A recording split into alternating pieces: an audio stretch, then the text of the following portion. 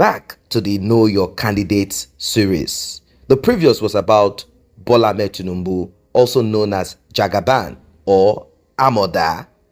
There was a lot that was processed, analyzed, and majority of those things, some people are getting to know it for the first time. Some probably know bits and bits. If you've not heard or listened to any of this, I'm going to leave that in the description below, so you can get to know. And of course, it's going to be at the end of the video too, so you can get to know about Bola Ahmed Tinubu and his early life and all of that. As I promised, I said we are going to do this together. I'm going to go into the analysis of no other than Atiku. You know, majority will say there are other candidates out there. Of course, we are going to touch on them. But now it is time for Atiku. The next will be no other than Peter Obi. Many people have said, oh, Peter Obi is a saint. He has not stolen money. And I'm like, you see, you cannot steal more than what is available around you. So let's get this quick. Let's get this quickly done with. Once upon a time, in a small village named Jada, a couple welcomed a newborn baby into their home. On the 25th November of the year 1946, they decided to name the newborn baby Atiku, and of course, Abubakar. Jada village, which was then under the administration of the British, most of you will call that part Nigeria now, but then it used to be under Cameroon. The territory later joined with the Federation of Nigeria, like I said, in the 1961 British Cameroon's referendum. Garba Abubakar, who is the father of Atiku Abubakar, was a Fulani trader and a farmer, which made the newborn Atiku a Fulani by birth. As you all know, Fulanis are not indigenous to Nigeria. These are wanderers. Some of them are nomads, some are into little business, pastoralists, just here and there. Well, I don't want to trace where Fulanis are from, because that is not the purpose of this.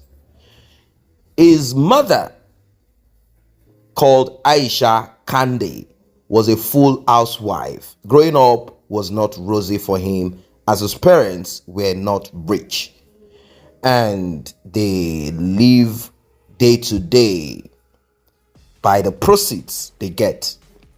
At the age of 8, Atiku Abubakar enrolled in the Jada Primary School at Adamawa. He was an average student, and the teachers are always complaining. And the complaint is about taking things that does not belong to him. And of course, bullying others. The reason I decided to analyze and present this to you is to see where people come up with certain attitudes. Is it as a result of hardship? Did they decide to reinvent themselves? What happened to them? Are we going to blame their past? Can they make it better? What kind of rulers, presidents, head of states are you going to have? Who knows? Maybe they might decide to say, no, enough of the kind of democracy we have. We want military rule. But it is better for us to see into the psyche, the depths of typical Nigerians. What is the driving force behind them? What brought them to where they are right now? Are we going to make excuses, or we are going to face the fact, the reality on ground? So Atiku Abubakar took what does not belong to him, and he kept doing it, and he kept bullying others. Well, he was suspended on different occasions, and the parent of Atiku pleaded that he should be left in school. Well, And his parents made excuses. They said to the school, you see, Atiku is our only child. He's not used to having other people around him. So he feels threatened. He's antisocial. Please forgive him. You know, it's quite unfortunate, but then that is life. Everyone has something, a story behind them. One came, he said he never had shoes. And one came, he said cows were the major thing that exists in life and not human beings. Well, they pleaded. They said, please, it is difficult for this young boy to adapt with other kids, because the only sister he ever had died at childbirth in 1957, which made him the only child. After completing his primary school education in 1960, he was admitted into Adamawa Provincial Secondary School in the same year. Unfortunately, his father died by drowning while crossing a river to Ungo, a neighboring village to Jada, leaving Atiku alone with his mother to take care of. He graduated from secondary school in 1965 after he made grade 3 in the West African Senior Secondary Certificate Examination. Following secondary school, Abubakar studied for a short while at the Nigerian Police College in Kaduna. He left the college when he was unable to present O-level in mathematics.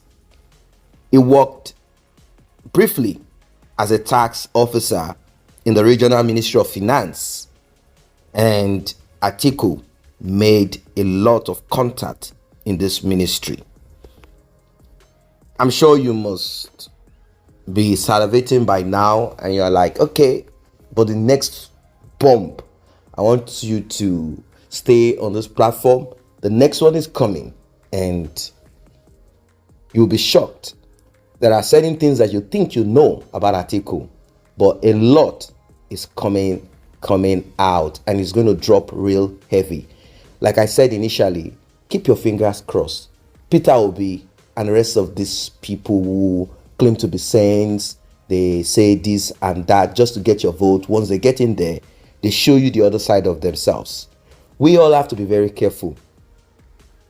Are we in support of breakup of Nigeria, or you want to continue to test the waters? Do you believe that someone out there among these contestants will take Nigeria to the next level?